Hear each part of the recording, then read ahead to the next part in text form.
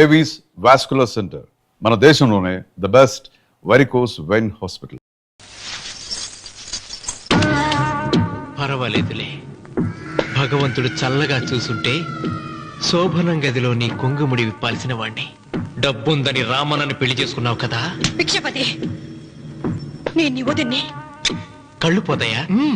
పోనీ, నిన్ను అనుభవించాక కళ్ళేమిటి, ప్రాణం పోయినా పర్వాలేదు. ఏంట్రా, ఏం చేస్తున్నావు ఇక్కడ?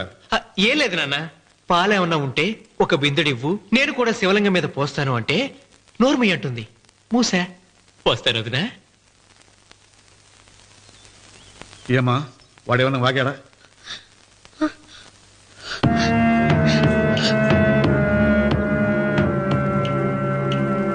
భిక్షపతి, అవును, అసహ్యంగా చండాలంగా వాగాను. చంపుతావా? చంపు.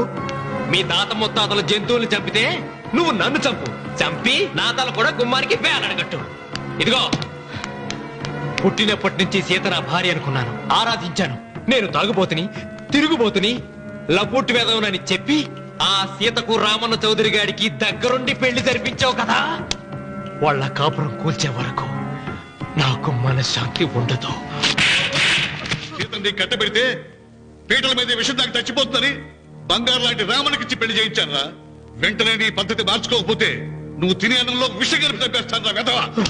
వద్దు నాన్న, వద్దు. ఈ చెప్పు దెబ్బ ఎప్పుడో కొట్టుంటే బాగుపడుండేవాడిని. నాన్న, నీ మీదొట్టు, ఇంకెప్పుడు తప్పు చెయ్యను నాన్న, తప్పు చెయ్యను. నన్ను క్షమించు నాన్న. ఏర్పాట్లన్నీ పూర్తయ్యాయా? అది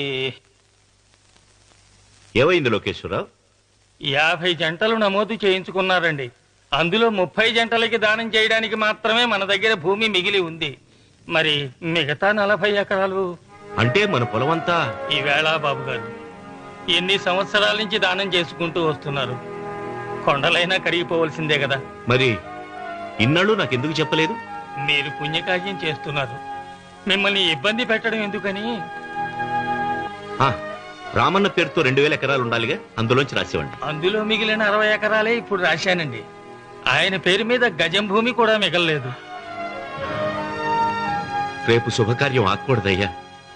నూతన దంపతులు నా ఇంటి దగ్గర నుంచి నిరాశగా తిరిగి వెళ్ళకూడదు. నాతోరా జగన్నాథం. అన్నయ్య, నువ్వు ఈ సాయం చేస్తే నా పరువు కాపాడిన వాడివవుతావు. 40 ఎకరాలే కాదు, నా యావదాస్తి మొత్తం నాకు ఇస్తాను, నా ప్రాణాలను ఇస్తాను. లోకేశ్వరరావు, అయ్యా, కాగితాలు.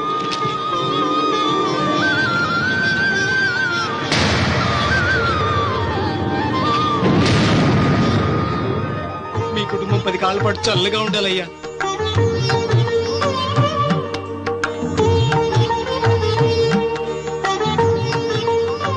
నీ పొలం వాయన దానం చేస్తాడు, పేరు తెచ్చుకుంటాడు. ఇంకా నీకే మిగులుతాని గబ్బు లేచిపోతావు. తొందర పడకు, చూస్తావుగా. ఒరే రావుడు, ఈ భోజనాల కార్యక్రమం చూస్తుంటే నాకు తిరుపతి దేవస్థానం గుర్తుకొస్తోందిరా. నువ్వైనా చెప్పచ్చు కదా మీ నాన్నకి, ఈ దానాలకు అంతే లేదా? ఎదుటివాడికి ఇంత పెట్టడంలో ఆయన ఆత్మసంతృప్తి పొందుతున్నారు. ఆ పుణ్యమే ఆయన నిండు నూరేడు బ్రతికిస్తుంది. నువ్వు అన్నం వచ్చి ఇదంతా నీ పుణ్యమేరా. అంత మాటలు కన్నయ్య. హర హర మహదేవ్ శంభో శంకర. ఓం నమః శివాయ. పెదనాన్న, ఏం బాబు? పెదనాన్న, నాన్న. ఏమిట్రా? నాన్న నోరు. ఏమిటో చెప్పరా. మా నాన్న నోరు తెరిచి నిన్ను అడగలేక నాకు దస్తావేజీలు ఇచ్చి పంపించాడు. దేనికి? మీరు మా దగ్గర తీసుకున్న పొలానికి గాను రుణపత్రం రాయించుకు రమ్మన్నాడు.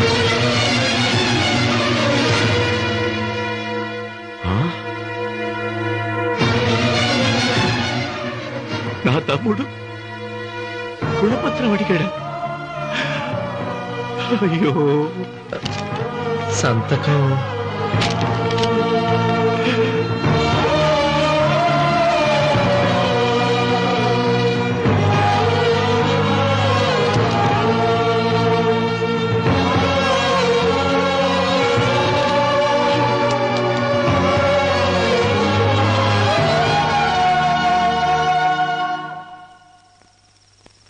ఏంట్రా తినవేంటి? ఓహో, అన్నంలో విషం కలిపి చంపుతున్నానని భయపడి చూస్తున్నావా? లేదురే, తిను. ఏంట్రా? నాకేమైంది?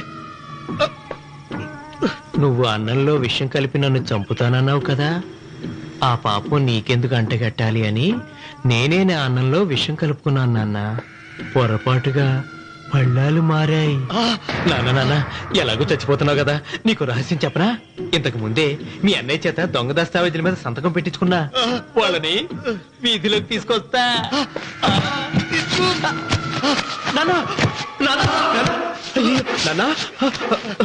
ఈయనతో నీకు చెప్పాక నేను ఎందుకు బతికిస్తాను? నాన్న చిన్నప్పుడు నీ గుండెల మీద ఆడుకుంటే తెగ ఆనందపడేవాడు కదా, పోయేటప్పుడు కూడా ఆడుకుంటా ఆనందపడే. చల్ చల్ గుర్రం చలాకి గుర్రం, చల్ చల్ గుర్రం చలాకి గుర్రం, చల్ చల్ గుర్రం చలాకి గుర్రం, చల్ చల్. నాన్నా అయ్యో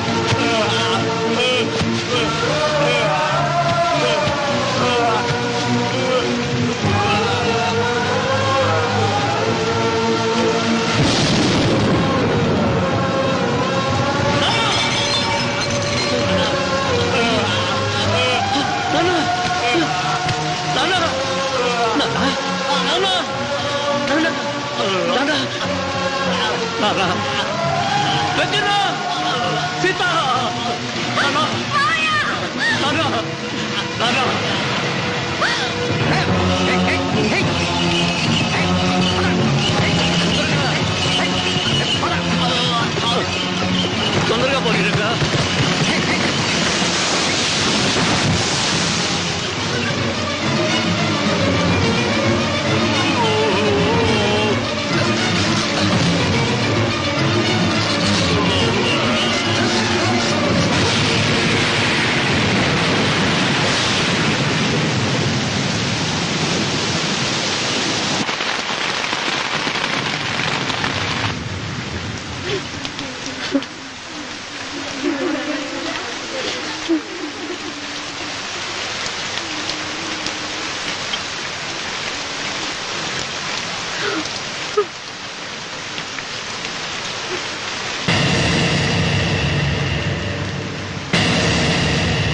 అందరికీ నమస్కారం. ఇది మా పెదనాన్న సంతకం పెట్టిన దస్తావేజు. అక్కడ మా నాన్న లేడు, ఇక్కడ మా పెదనాన్న లేడు. కానీ మా పెదనాన్న మా నాన్న దగ్గర 50 లక్షల డబ్బు, 40 ఎకరాల పొలం తీసుకున్నాడు. ఏ లోకేశ్వరరావు చెప్పు. అవునండి, నేను సాక్షి సంతకం చేశాను. ఈ అప్పు ఎలా తీరుతుందో ఆ ధర్మాత్ముడి శవం అక్కడి నుంచి తీసేలోపు చెప్తే బాగుంటుంది. బిచ్చపతి మతుందా నీకు? ఇదేనా అడిగే సమయం? ఆయన తగలబడిపోతే ఆయనతో పాటు ఈ నిజం తగలబడిపోతుంది. మా అన్నయ్య ఆ ధర్మాత్ముడు రక్తం పంచుకుంటాడు. ఏమయ్యా లోకేశ్వరరావు, మా అన్నయ్యకి మిగిలిన ఆస్తి ఏమిటి? ఈ ఇల్లు తప్ప ఏమీ మిగలలేదండి. సరే, 40 ఎకరాల కింద ఈ ఇల్లు పెట్టుకుంటాను. మిగతా 50 లక్షలు ఎలా ఇస్తావన్నయ్యా? ఏంటో నువ్వు మాట్లాడేది? మా రావుని ఒట్టి చేతులతో నడురోడ్డు మీద నిలబెడతావా? సరే, డబ్బు వద్దు, పొలం వద్దు, ఒక్కటిస్తే చాలు. ఏంటది? అది సీత దగ్గరుంది. అది ఇస్తే 50 లక్షల బాకీ రద్దు చేసుకుంటా. సీతారత్నం పుట్టింటి వాళ్ళు పెట్టిన 7 వారాల నగలున్నాయి. అవన్నీ నాకు ఇచ్చేస్తే నేను సరిపెట్టుకుంటాను.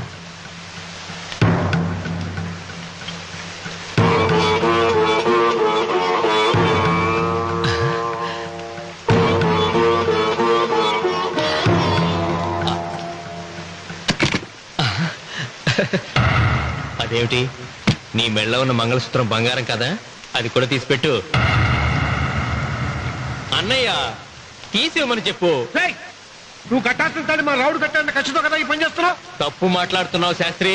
నాకు ఆ తాళి అక్కర్లేదు, ఆ 50 లక్షలు కట్టమను. నీకు అందరికీ చేతులెత్తి మొక్కుతున్నారు. ఒక ఐదు ఇల్లాల ఐదోతనాన్ని కాపాడండి. మీకోసం తన సర్వస్వాన్ని మీకు దానం చేసి కొడుకును ఒట్టి చేతులతో నిలబెట్టారు మా శివరామకృష్ణ గారు. మీరందరూ ఇంటి మూలంగా లాభం పొందిన వారే. ఆ ఇల్లాను మంగళసూత్రం తీయకుండా కాపాడండి. దయచేసి మీరు కొంచెం సహాయం చేయండి. భక్తులు, నీకేమైనా సిగ్గుండదా? కడుపుకు అన్నం తింటాడావా, గడ్డి తింటాడావా? దానం ఇచ్చినట్టుది తిరిగి పీక్కుంటావా? నీ అమ్మాల కలుగాల పెట్ట. ఊరికేనే ఇచ్చాడా? పుణ్యం కోసం ఇచ్చాడు. సత్యాక తిరిగి ఇవ్వమంటే ఎలాగండి? ఎవడు దానం చేయమన్నాడండి? ఒళ్ళు కువ్వికి దానం చేశాడు. అన్నం పెట్టి తిన్నది కక్కమంటే ఎలాగండి? సొమ్ము తమ్ముడిది సోకేవా అన్నగారు అనుభవించారన్నమాట. ఏమైనా నిలబడి చూస్తాడారు సిగ్గు లేకుండా. ఈయనే ఉంటే మన గుండె అని విక్కుంటారు. మనం వచ్చే పట్టుకొని అడుగు తినాలి. ఏం చూస్తాడే?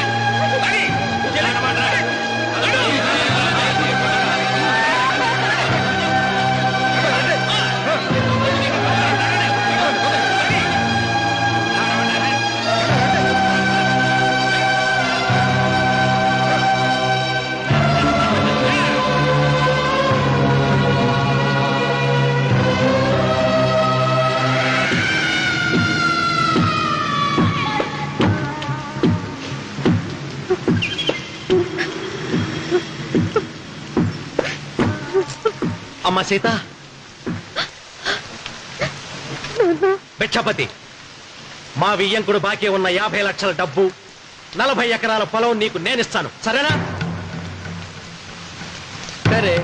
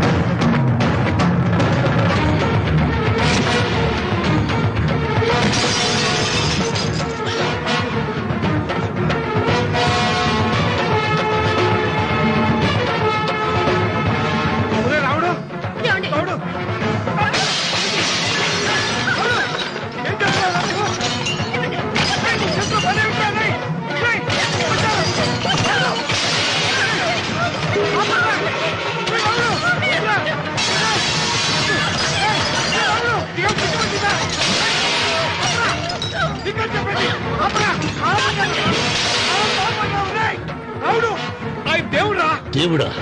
ఆయన దేవుడే అయితే 24 గంటలు శివ పూజ చేస్తూ దానధర్మాలు చేసిన మా నాన్నకు దిక్కులకి సౌరిస్తాడా? దేవుడి పట్ల అపచారం చేయటం మహాపాపం రా. దేవుడిని ఎన్నాడు మనం చేసుకునే ఆత్మద్రోహం. అసలు దేవుడే లేడు. దిష్టి బొమ్మలాగా నా ఇంటి ముందు ఆ శివలింగం ఉండటానికి వీల్లేదు. మీరు ఆ శివలింగం జోలికి వెళ్తే నా ప్రాణాలు తీసేసి వెళ్ళండి. నా భర్త దేవుడికి అపకారం చేయడం ఈ కళ్ళతో చూసే కంటే మీ కళ్ళ ముందే చచ్చిపోతాను. నన్ను చంపేసేయండి. నీకు ఇంటి ముందు శివలింగం దేవుడా, నాకు మాత్రం నల్లరాయి. ఈ రోజు నుంచి నేను ఈ వీధి గుమ్మం నుంచి నడవను. ఆ నల్లరాయిని కన్నెత్తి చూడను. ఆ పెరటి గుమ్మమే నాకు వీధి గుమ్మం. ఇది అంగీకరిస్తుంది. నువ్వు నమ్ముతున్న దిష్టి బొమ్మ కోసం కాదా, నీ కోసం. లక్ష్మి వచ్చింది. ఇంకా సీతారాముడు. భిక్షపతి గారు తీసుకున్నది 40 ఎకరాలని, మిగతాదంతా కుట్ర అని, ఆ కుట్రలో నాకు భాగస్వామ్యం ఉందని రామన్న గారికి తెలిస్తే నన్ను చంపేస్తారండి. డబ్బు చూసేసరికి ఆశ పుట్టిందా? ఇదిగో ఈ సంగతి ఎవరికైనా చెప్పావో కోసేస్తా. భిక్షపతి, నువ్వు నాశనం అయిపోతావురా, నాశనం అయిపోతావు.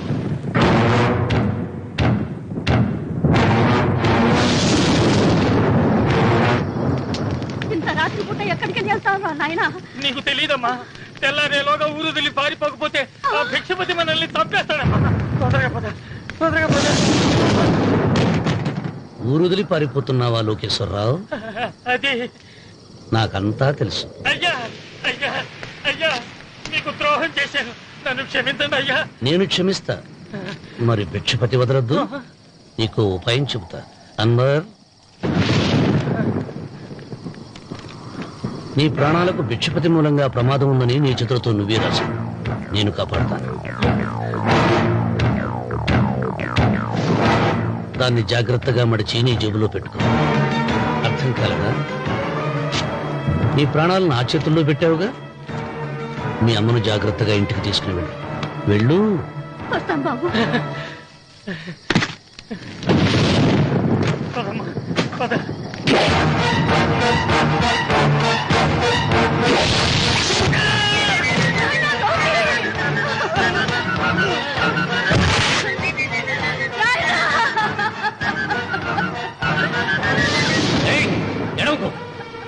ఎడవకో. కన్నీళ్లు పెట్టేంత గొప్ప చరిత్ర కలిగిన వాడు కాదే నీ కొడుకు. అన్నం పెట్టిన మా నాన్న చావు కారణమైన వాడు. నీ కొడుకును భిక్షపతి చంపాడని పోలీసులకు చెప్పాలి. అప్పుడే బ్రతికినంత కాలం నీకు నీ మనవరాలకి ప్రాణభిక్ష పెడతా. లేకపోతే అలాగే బాబు. అన్వర్, అయ్యా, వీడి శవాన్ని తీసుకెళ్లి భిక్షపతి ఇంటి ముందు పడే.